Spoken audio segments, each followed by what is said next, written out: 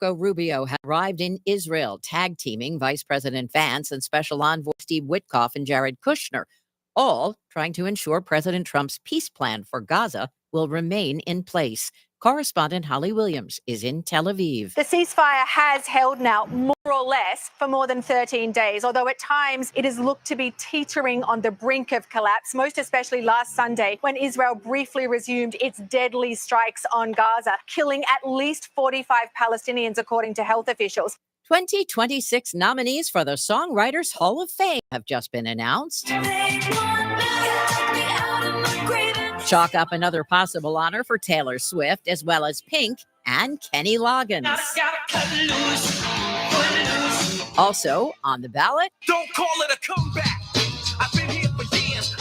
LL Cool J. Kiss founding members Gene Simmons and Paul Stanley have been nominated too, just days after the death of founding member Ace Frehley. Winners will be announced early next year. This is CBS News. Nothing makes a gathering great like Eggland's Best Eggs. They're just so delicious, with better nutrition, too. For us, it's eggs any style, as long as they're the best. Eggland's Best. Dan owed an unbelievable Post amount of money 10094 in Indian Rocks is proud to announce Rockin' for Heroes, a special celebration in recognition of Veterans Day and the United States Marine Corps' 250th anniversary. It all happens Sunday, November 9th. The event will feature legendary Southern rock powerhouse Molly Hatchet. Also performing, Nashville recording artist Derek Stoner and one of the Gulf Coast favorites, the Surfing Raccoons of Clearwater. Gates open at 2:30. Music starts at 3:30. General admission tickets just $35. A discount for veterans. Reserved seating available and VIP add-ons. Tickets are going fast. For more information, go to VFWpost10094.com and reserve your ticket. Veterans Day, November 9th. Molly Hatchet at VFW Post 10094, Walsingham Road in Indian Rocks. Do you have questions after being injured in a car accident or injured because of someone's negligence? Do you feel overwhelmed or uncertain about the next steps after being injured in a crash? The personal injury attorneys at Peronic, Caulfield, Averill, and Noyes have been helping their injured clients since 1955 and are now on this radio station to provide guidance to you. Listen to FLA Law each Tuesday from 5 to 6 p.m. Let their decades of experience help you and your family. Offices in Clearwater, non-attorney spokesman.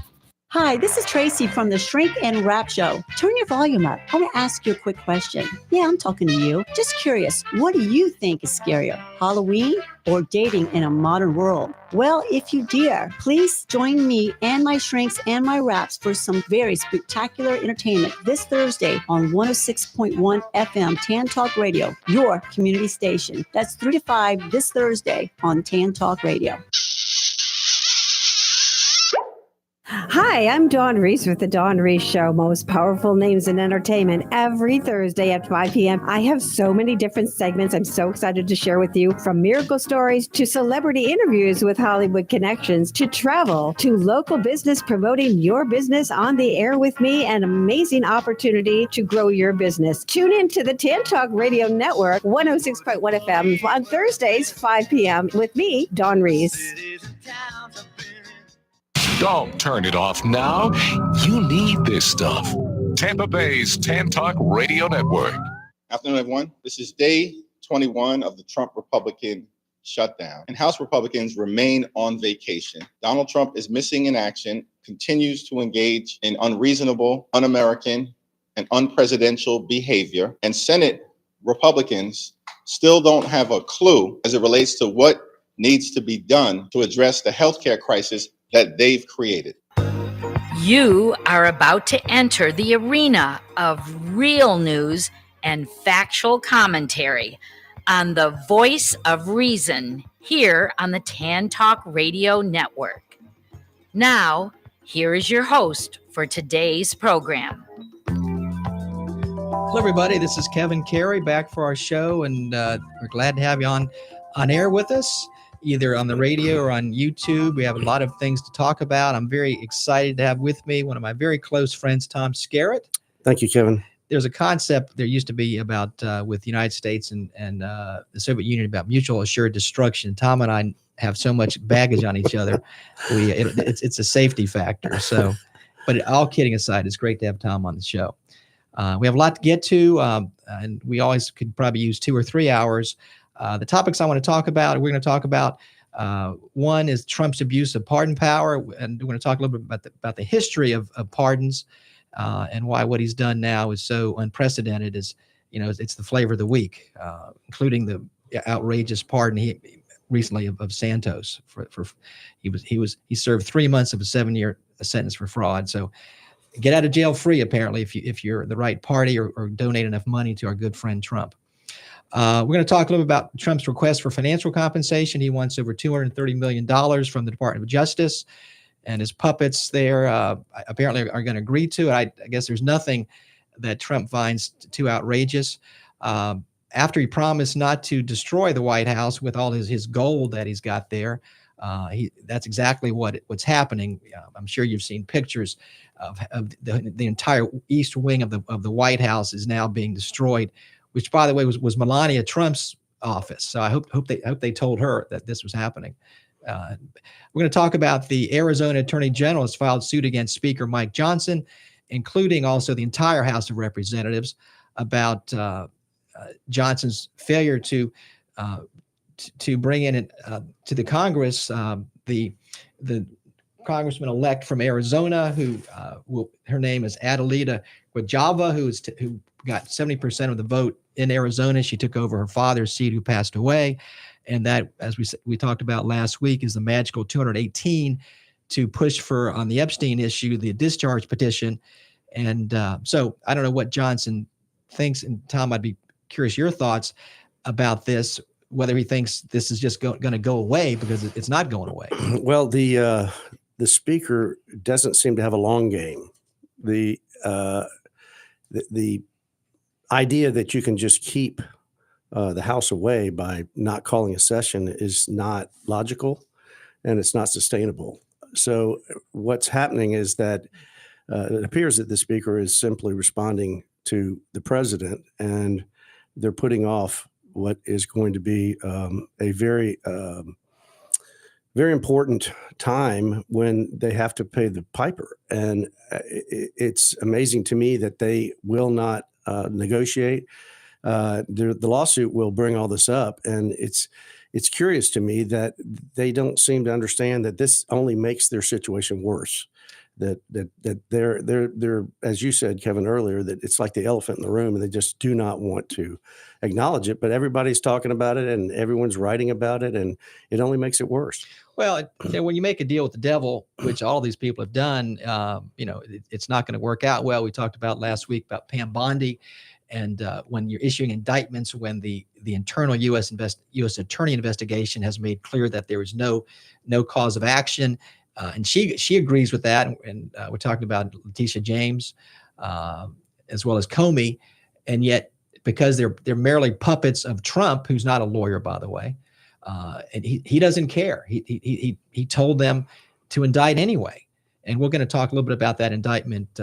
But the point is, back to Johnson, there's no end game. So if you go to Johnson and say, if he goes to Johnson and say, jump, he'll say, how high?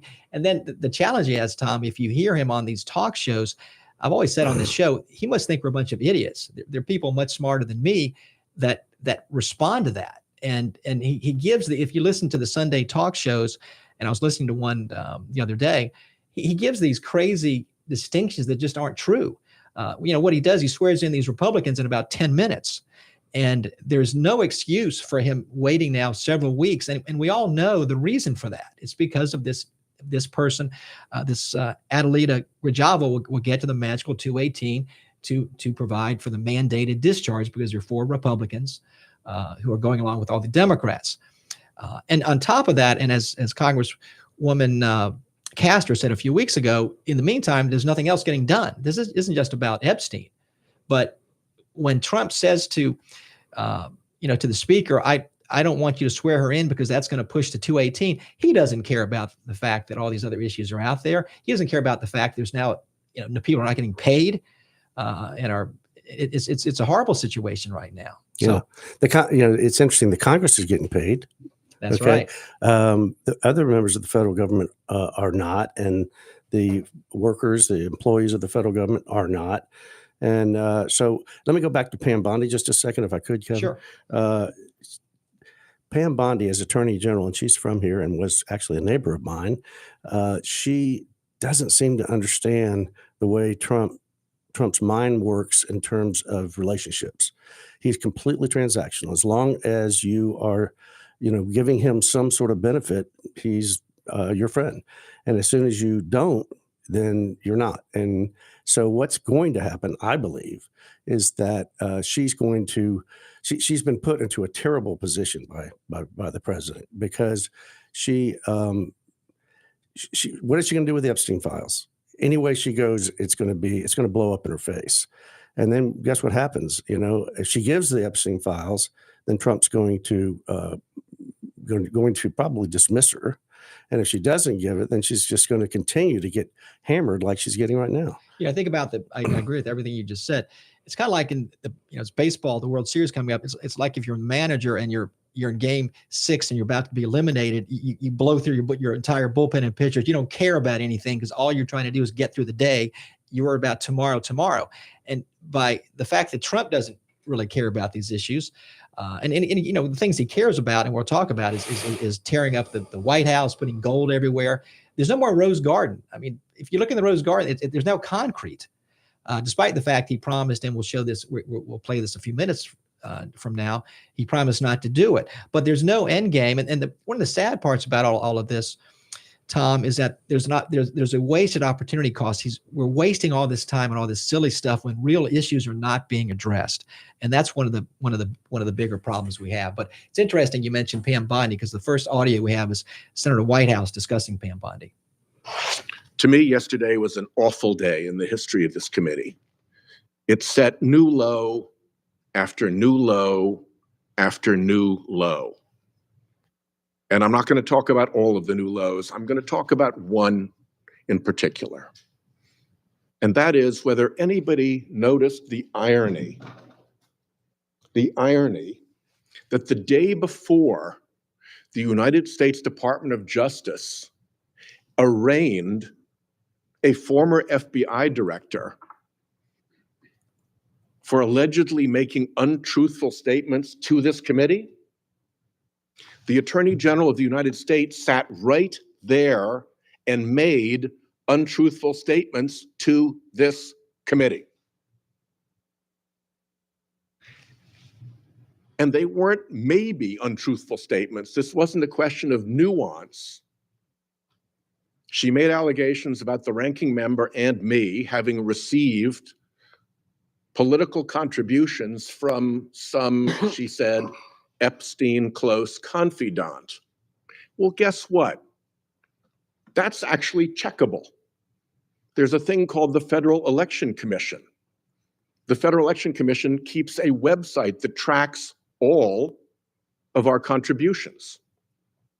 An intern at the Department of Justice could have checked to see that the allegation, I'll leave it to myself, that I had received campaign contributions from this individual, that was false. And it's not a maybe answer. It's a yes or no. Did I or didn't I? And there's an unimpeachable record that shows that what she said sitting right there was not true. If we are going to care about untruthful statements made by the Department of Justice and the FBI in this committee, let's not have this be yet another area where there are different rules for one party than for the other party. Yeah, that was Senator Whitehouse, and that was the day after Attorney General Pam Bondi appeared before the Senate Judiciary Committee last week. And we talked a lot about this last week, so I don't want to spend a lot of time on that now, except it was very arrogant. How dare you ask me any questions about including some of the Epstein, the videos of Epstein, or of Trump at Epstein's residence. But the point I want to emphasize there is that facts do matter. And here, the Attorney General, and I won't repeat all this, accused White House of something that just wasn't true. So my point is, this White House and all these minions around them, it is a cult, Tom. they don't care about the facts. And that's why he doesn't want to have, law firms functioning well. He doesn't want to have the press. He's buying off the press, ABC, CBS. These facts do matter. But because this is an authoritarian dictatorial regime, which is a playbook that is very simple, it's not complex. It requires that the facts don't matter. So that was the point there. Right. And again, Trump has taught his minions that there is a simple shorthand for his playbook. Okay. Deny and attack. And you just see that over and over again. And it will continue as long as it has success, and that the people that lie and falsely accuse, like the Attorney General, that they're not, brought to justice. But I still have some hope that there are enough people in this country that insist that our system is built upon justice as a foundation, and that it will prevail. We've talked many times about that. We're confident that there's no president, not just in our lifetime, but I think in the history of this country, which is only 250 years old. It's a relatively new country compared to many other countries, that Trump just pushes the boundaries in every area. And when the other two branches of government, that is the courts, the Supreme Court, and Congress, are just laying down for him, that our democracy is so fragile. I don't think any one of us, and you and I are both fans of politics and civics, and we love to talk about and read about these topics. No one ever thought how fragile this could be. If you have this person, and when we talk about Hitler, and I'm not saying he's Hitler, but the famous line about Hitler was not so much about him, but everyone else stood by and let it happen. And that's what's happening here with these Congress people. The only people that seem to have any guts at all are the federal district courts. But then it goes up to the appellate court, and we'll talk, if we have some time, about an opinion out of the Ninth Circuit where they overturned the Portland case 2-1. As Tom, as you know, there are 3 judges on the appellate panels. But you look at the Supreme Court and what they do. And we talked about last week. They had oral argument on the Voting Rights Act, Section 2 of the Voting Rights Act. There was a case out of Louisiana, and from that oral argument, it seems pretty confident, or pretty apparent, that they're going to gut the Voting Rights Act. So if you see both other branches of government not doing their job, and this is basic civics 101, they are equal branches of government. If I would ever talk to Trump, I'd like to say to him, you're not a king. You're the head of a co-equal branch of government. You're not above the Speaker of the House. You're not his boss. I mean, Johnson, it's like walking a dog. But he's not, he's the head. They're both equal. They're equal branches of government. And that was critical to what we did in 1776. People died for this, Tom. I mean, I think it's maybe one good thing of this disaster is for us to understand why we built this country. But someone like Trump, who lied about his foot issue, that he lied to get out of even being in the service, the thought of him being a commander of chief, and that whole charade the other day before all the generals and the staff where he was barely even understandable. The thought of him being commander in chief, but thinking about people that died. My parents are buried at Arlington. My father, as I've mentioned, was a retired 2-star general, served in Vietnam, was in Korea. My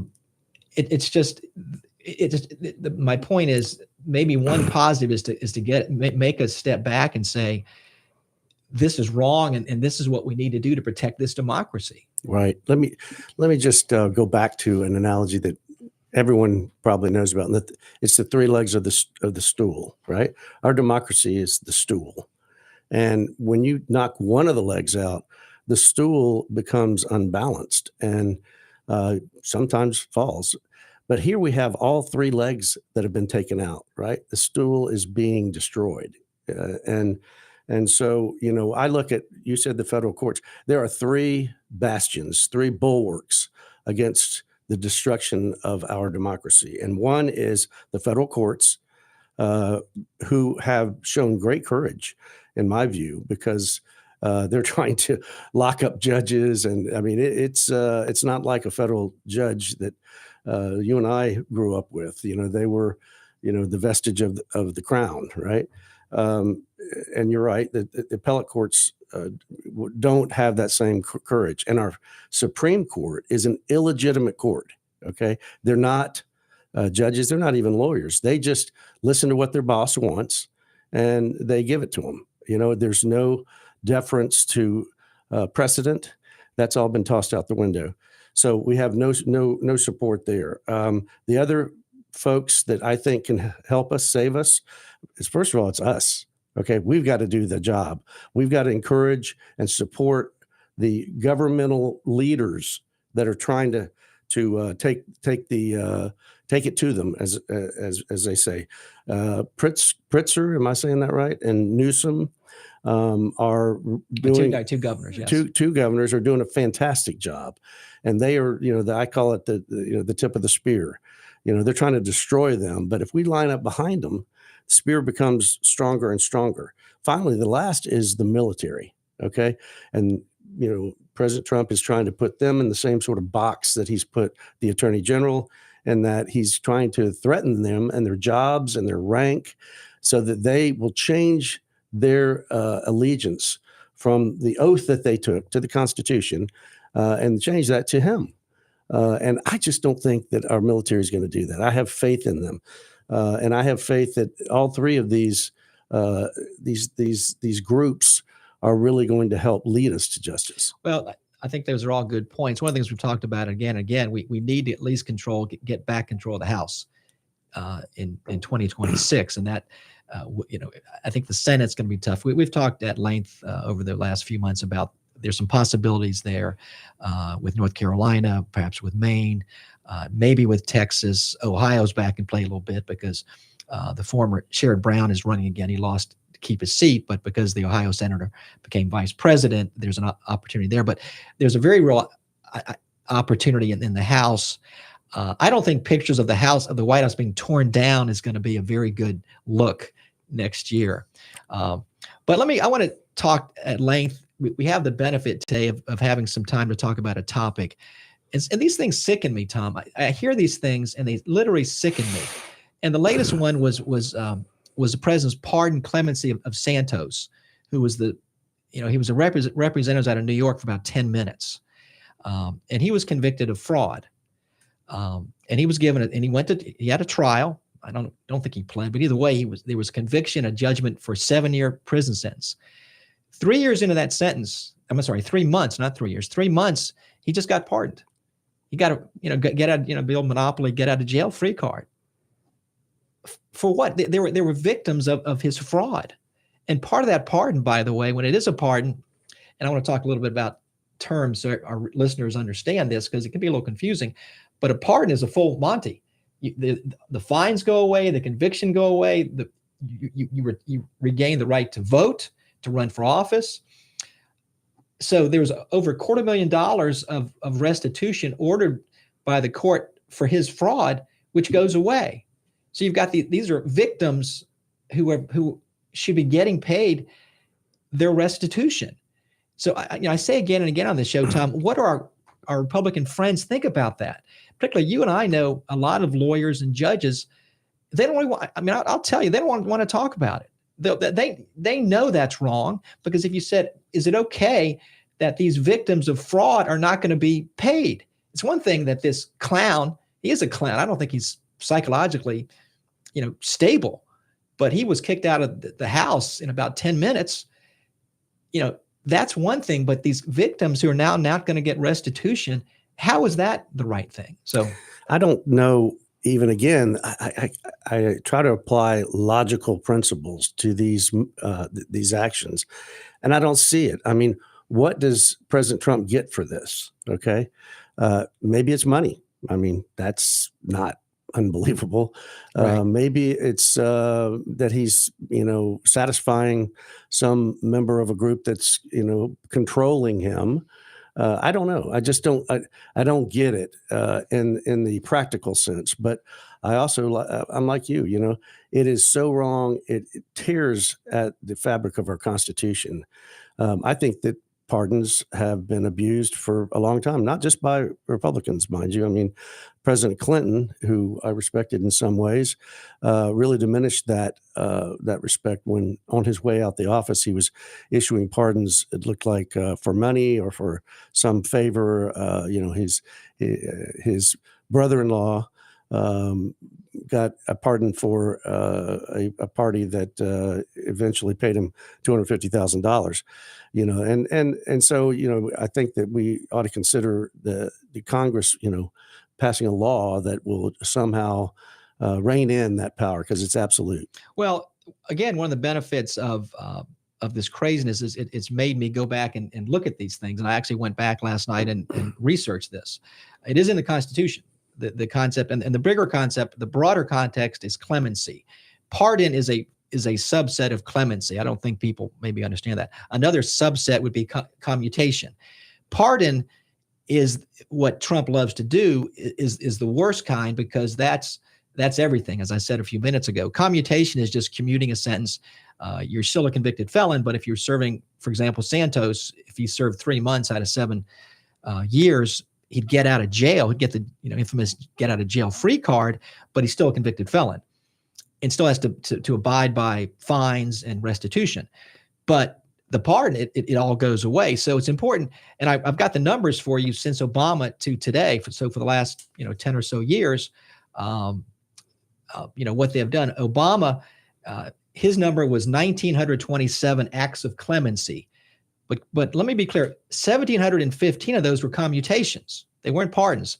Only 212 of those were pardons.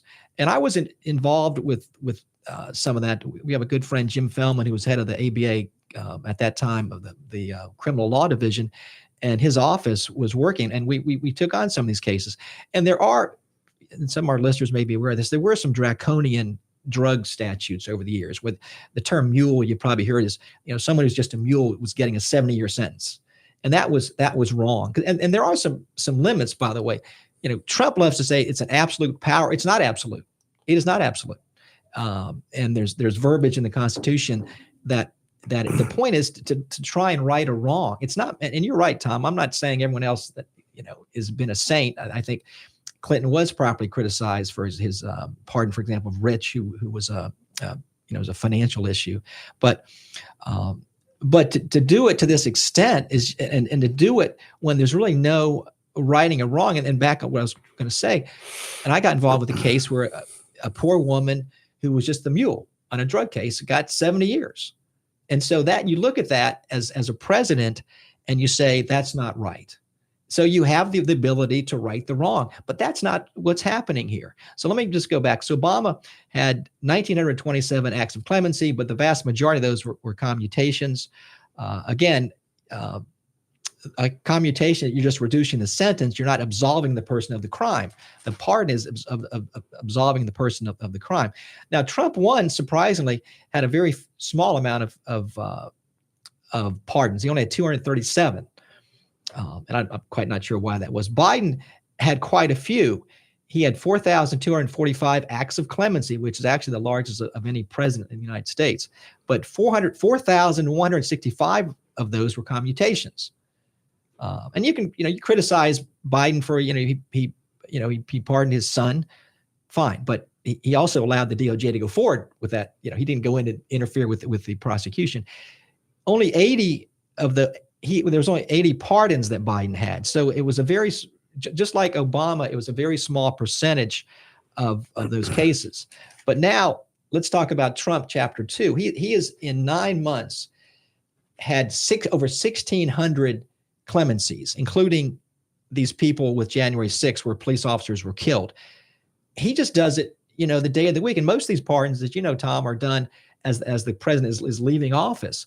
But there's a process to it that should have a rhyme or reason to it, because there can be sentences. I can, as a judge, there were times I remember thinking this isn't right, but there were times I had no discretion, and when I raised my oath of office, took my oath of office to follow the law.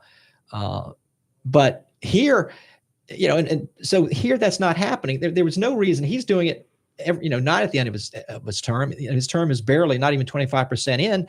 And when I read George Santos it's like he's just saying F you to all of us. And I don't. Well, Kevin, could I ask you a question? What do you think should be done to try to make the system better? Well, that's a very good question. And what's happened, Tom, is this system never, I don't think, envisioned corruption at this level. The most recent example that we were alive for was Nixon in the 70s. But you can amend the Constitution. That's the first thing, because it is in the Constitution. But it is, when you have a corrupt president is doing this for corrupt reasons, which is the case. He does this a lot of times for people that are giving him money. I know there are cases where someone's given $1 million and a child's, one of their children has been pardoned, which is to me just corruption. So you could change the Constitution. When I looked at this last night, you can talk about impeachment if you think the president has gone beyond his authority, but you know how well that goes. That we went through that dance twice with Trump, Trump chapter 1. But so there's not, this democracy assumes that there will be, and 2 points, and you made this, you're not going to have a corrupt president, which is point 1, but you're not going to have the other 2 branches just lay down, which to me is another form of corruption. I would say the Supreme Court is corrupt right now. And consistent with that, it's got the lowest approval rating in its history. And I blame John Roberts for a lot of that. So it's a very good question, but again, it's very fragile. And so it's just, he can pardon anybody, but he's going to pardon his buddies, and he's going to indict his foes. This is definitely a retribution tour. He can't get over this issue about him. Before these generals, he was bad-mouthing Biden, and he was bad mouthing, for the gentleman that was murdered a few weeks ago. He was bad mouthing Biden at the at the funeral service. His wife got up and gave a very nice, kind of forgiveness the Lord thing, and he gets up and starts trashing Biden at this funeral. He's not mentally stable, Tom. He's not. He's a narcissistic sociopath. But anyway, to get back on point here, this pardon system is being abused. It's just like when Trump appointed these people to the to his cabinet who were clearly not qualified. He puts up Matt Gaetz initially, as you know, he's from your part of the state and over near Pensacola, which is, here's a guy that's been accused of trafficking, and being with kind of Epstein problems and Trump problems, and he doesn't make it. And you bring in Pam Bondi, who was Attorney General of Florida. So she wasn't, working down at the cafe, but she was a personal attorney of his, and you've seen what she's done. I mean, she, and as well as falling back, she's promised to release the Epstein file and then gone back the other way. So I don't envy Bondi. I've read that she's not in good favor with Trump right now, because Trump thinks about, what has this person done for me in the last 2 minutes? I fully agree with your point that he is transactional, but it's also lately. He forgets when he should be kissing Comey's ass, as I said, 7 days of the week and twice on Sunday, because he wouldn't be president back in 2016. But at 10 days before the election, Comey reopened the Clinton investigation. That was, Clinton won the popular vote, by the way. People forget that, but she lost but he doesn't think about that. He got pissed off at Comey when he came in as FBI director, because he wouldn't do what he wanted, and now he's indicted. Comey will, let me be clear, Comey will not be convicted. Comey's got a very good lawyer. There's some very strong issues here, and they're going to be embarrassed. Trump has brought in one of his personal lawyers who has none. Let me emphasize that, criminal background. To be the interim U.S. attorney, and it's already blowing up. The Comey's lawyers have already filed two very aggressive motions to dismiss that indictment, which have legs to them. And but Trump doesn't care. No, he doesn't. He doesn't care. He really doesn't. And that's the most disturbing part, is that all these things that would normally embarrass another person don't embarrass him. I mean, there are two things when he first started as president that he cared about. That was Trump and money, right? Well, now we've added a third component, and that is retribution. He's used the government and he's, one of the things that you have to admit is that he does, that he at least says what he's going to do in advance. Well, like he said, he can shoot you on Manhattan and the New York sidewalk and nobody would care. But you're right. It is funny. He feels like if it's not done, if he does it in front of you, corruption is okay. And I guess that saves time. We don't have to, it's not like Watergate with Woodward and Bernstein. You have to ferret it out. Right. Anyway, it's time for a brief pause for some important messages. When we return, we'll be talking about the other topics we talked about, including Epstein, which is always out there. I'm Kevin Carey, inviting you to stay with me and my co-host Tom Skerritt. We'll be right back with more of the issues the conservative media and the conservatives never want you to hear about. Are you a writer, inventor? Do you have questions about your intellectual property rights? Well, tune in every Tuesday and Thursday morning at 11 o'clock for Joy on Paper. Once a month, I will have a special guest, the writer's legal eagle, Bill Larson of Larson & Larson, who can answer your questions. Protect your valuable work. Email me your questions to patsy.radio@gmail.com and then listen in every Tuesday and Thursday at 11 a.m. right here on Tampa Bay's Tan Talk Radio Network. That's patsy.radio@gmail.com. You're listening to the Voice of Reason on the Tan Talk Radio Network.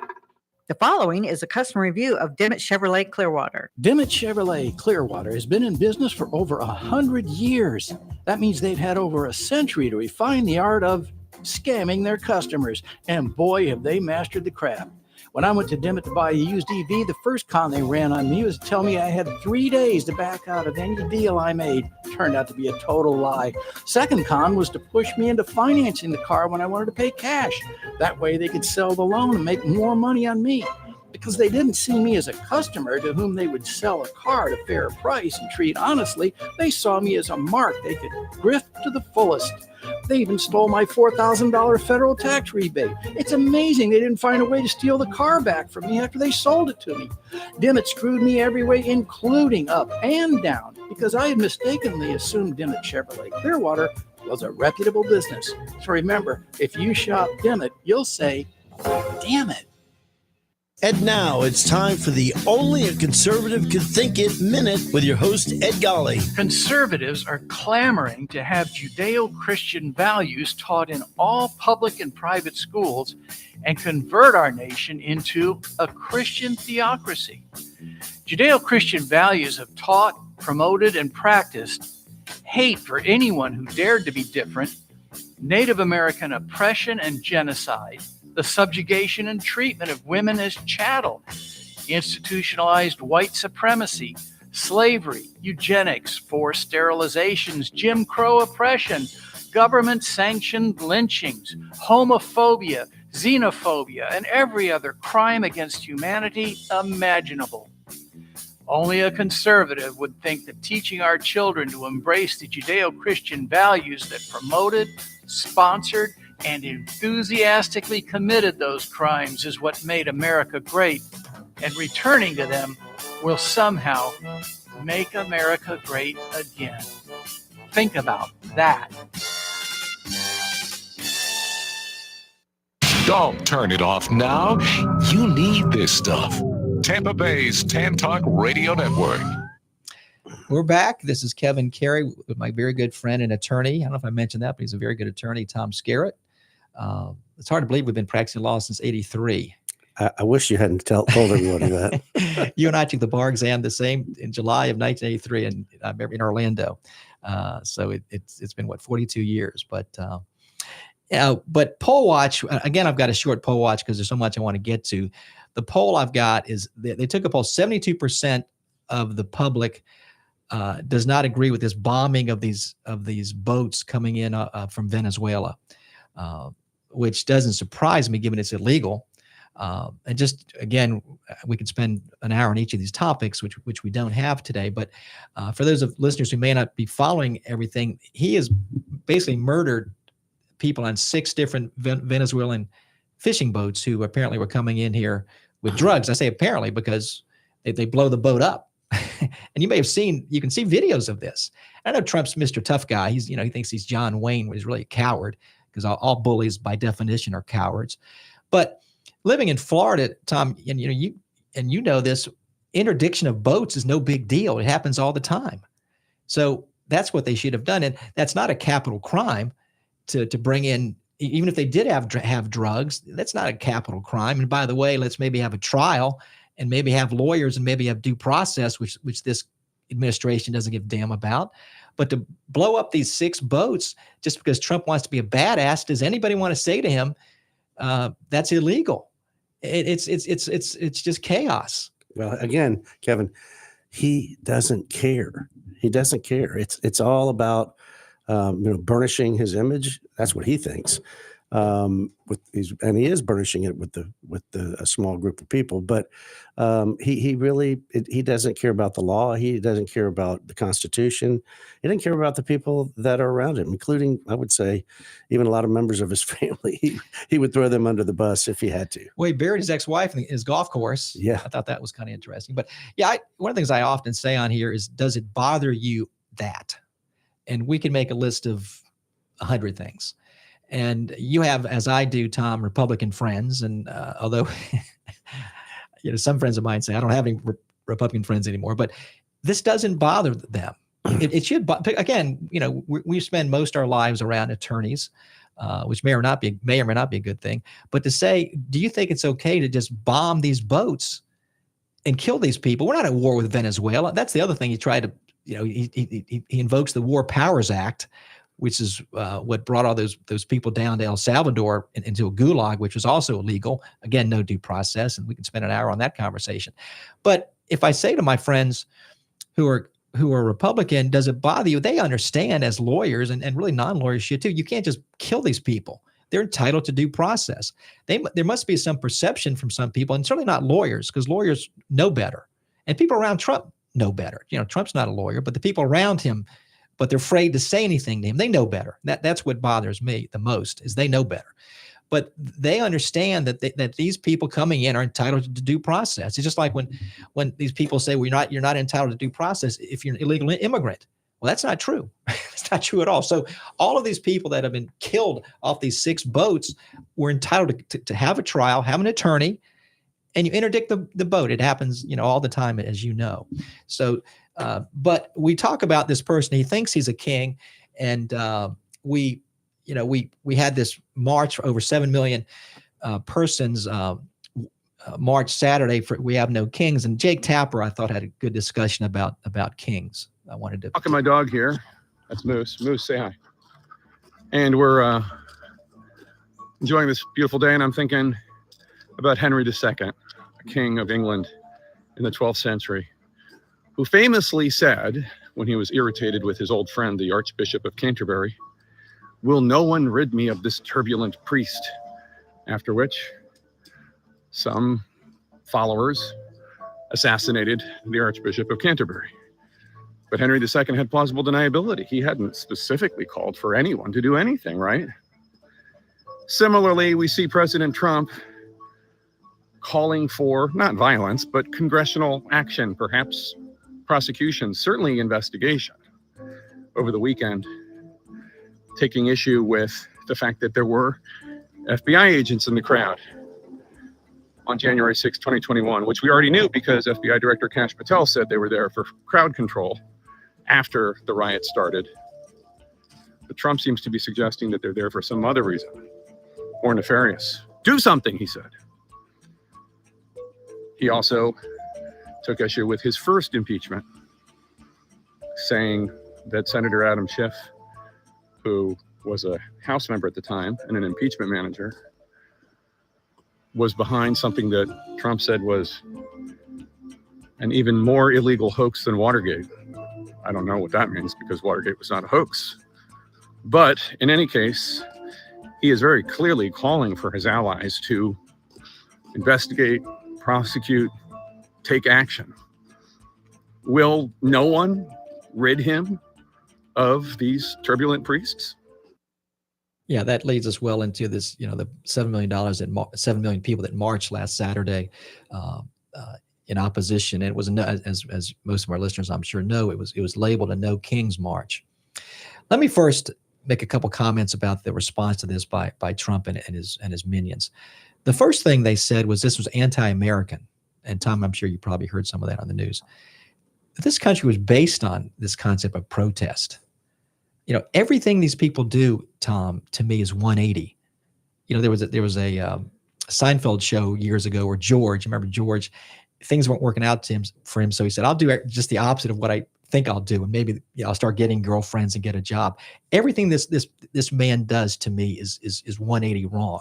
But to say as they did, and they all had to have their marching orders from Trump to say this was an anti-American march, which could not be further from the truth.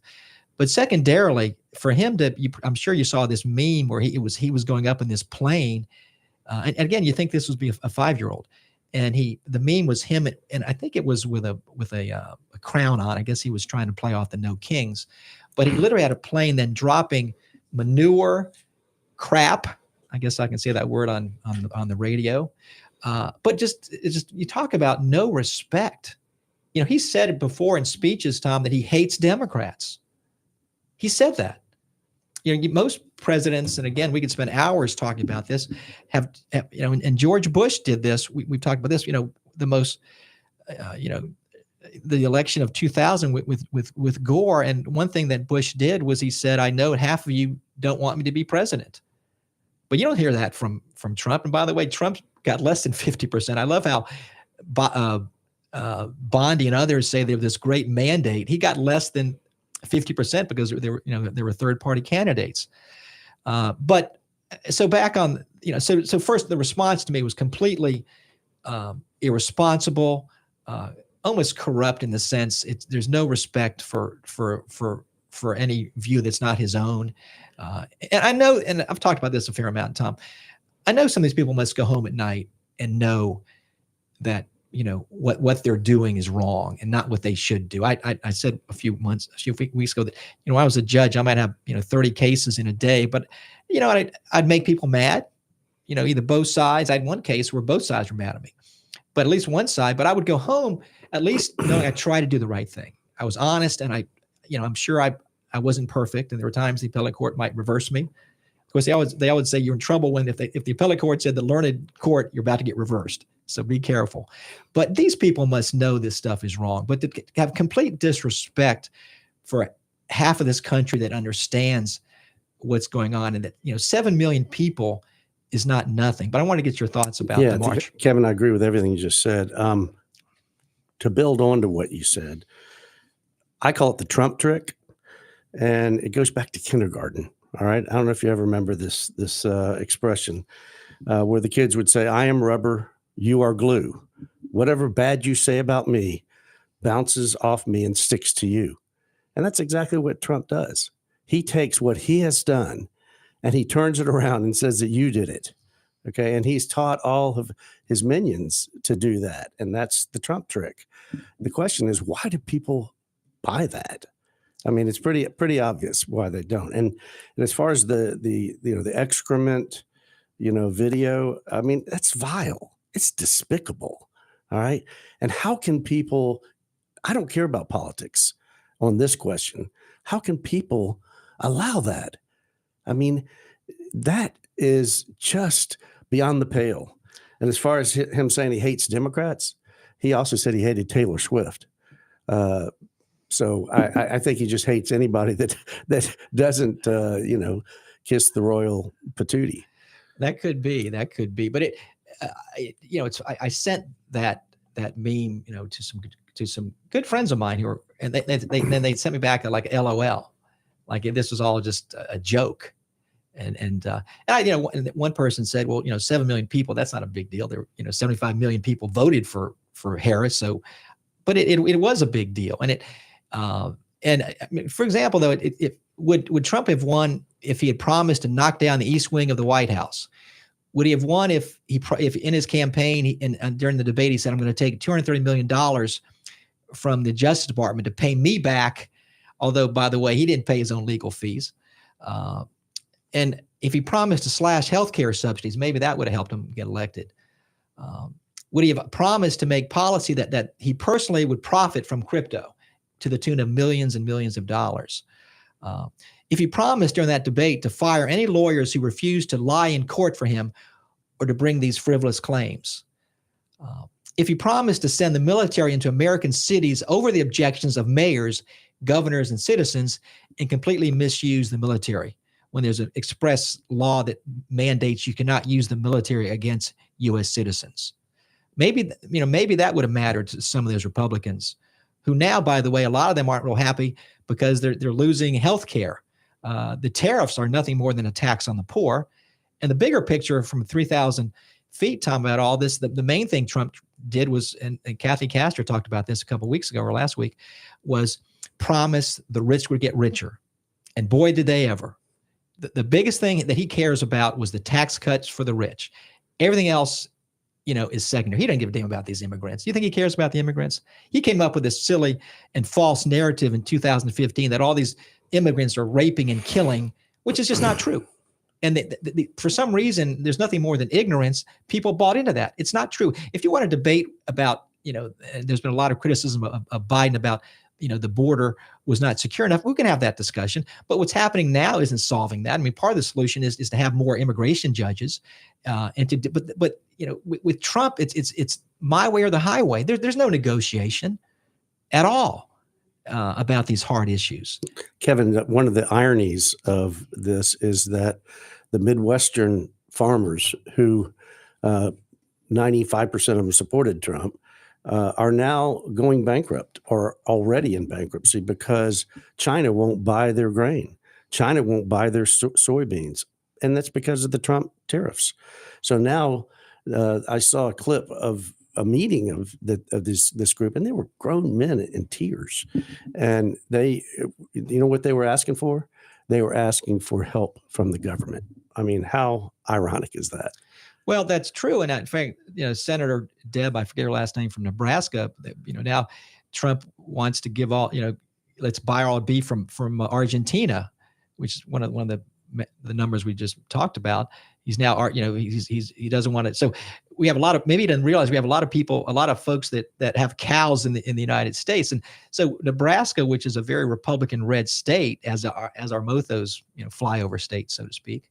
I have a daughter in Kansas now. So they have a Democrat governor in Kansas, which kind of surprised me. But the point is that they're hurting. And so these Republicans are having to come out. Plus, they don't want to go to these town halls anymore with this big, horrible bill. They literally were told, don't go, as if, avoiding the problem, as we talked about earlier. I used to tell I joked with my son and we go to a lot of sports events. I would say, in sports, you get what you deserve. Scoreboard, that line. And I'd say the same thing in politics. This election next time. And so what's Trump done? He's trying to steal seats out of Texas. And I fully agree with you about Gavin Newsom.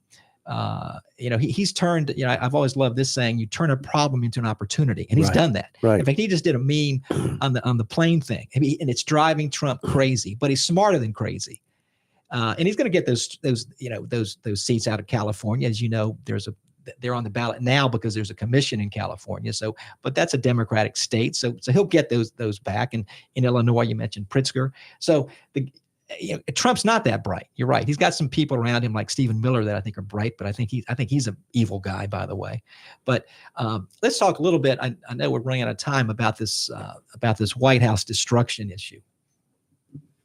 This is not about money. Oh. There is enough money to bail out Argentina with $20 billion. There is enough money to purchase a brand new aircraft for $173 million for the Homeland Security Secretary. There is enough money to renovate the White House ballroom. What there's not enough money for under this Republican government is you. There's not enough money for you. This is not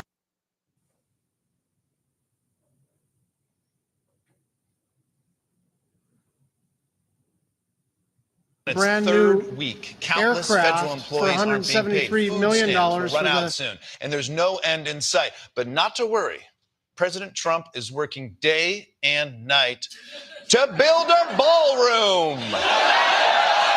It's exactly what you voted for, coal miners in Pennsylvania.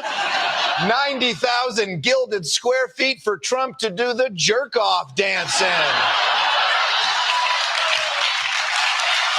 Got it.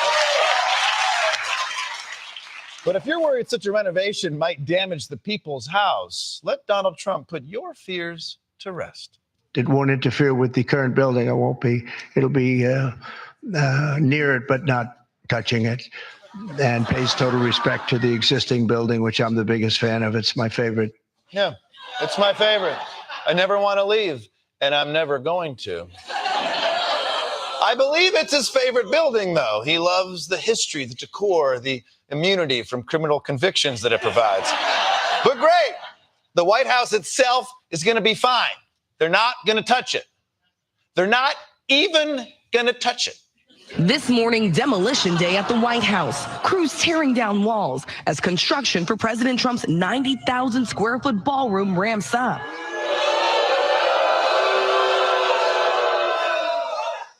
It looks like they touched it. I mean, holy shit. Who's his general contractor? All right. The first one was actually centered. We were running out of time, so I put two into one. One was a senator from Hawaii making the point that we've made that it's all about the money. But let me make another point that I haven't mentioned. These pardons, it's already in 9 months has cost over $1 billion that the Department of Justice has lost because of fines, et cetera. Over $1 billion. So save your argument about Doge and all this money issue, because that's cost us this government over not 1 million, $1 billion in 9 months. So he doesn't care about money. And the second point, is just it's a joke. Trump just, if his mouth is if he's, what's that saying? If your mouth is moving, you're lying. I mean, he promised he would not do that. And if you've seen, we can't on the radio show pictures, but just look at those pictures. If I were running for office next year for the House, or for even, for governor, I would show those pictures. I mean, he's treating the White House like it's just any other house, and I think people are going to notice that. And I think there's a reason he waited until after that 7 million person march to do that. I think it would have been much more than that if they had seen that, what he has done. So, it's just things that I never thought would happen. But anyway, Tom, I want to thank you for joining us today. It's great to have you on. And thank you, Kevin. It's been a lot of fun, but it's also, I feel like it's a part of our civic duty to be expressing these types of things. It really is, and it's good therapy for me to do this, but also have friends like you on the show to share the pain with, because this is a painful time. We will survive. I agree with what you said earlier. The quick thought for the day: if everybody always lies to you, the consequence is not that you believe the lies, but rather that nobody believes anything any longer. That's from Hannah Arendt. So that really applies today. So stay with us for national and international news from CBS. Join us again next Thursday for another edition of The Voice of Reason. I'd like to thank my co-host Tom Skerritt, and I'm Kevin Carey, reminding you, if the statement seems a little too implausible to be true from a conservative, don't believe it just because a conservative said it. Make them prove it.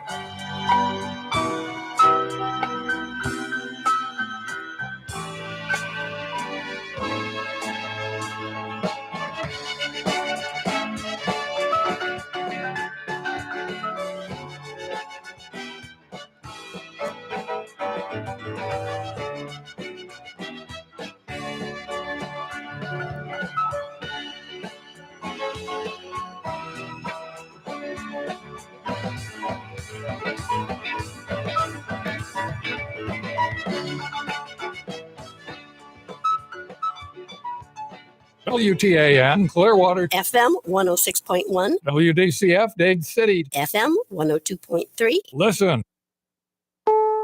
This is CBS News on the Hour, sponsored by O'Reilly Auto Parts. I'm Steve Kathan. An NBA head coach and current player are among more than 30 people charged in connection with schemes involving illegal sports betting.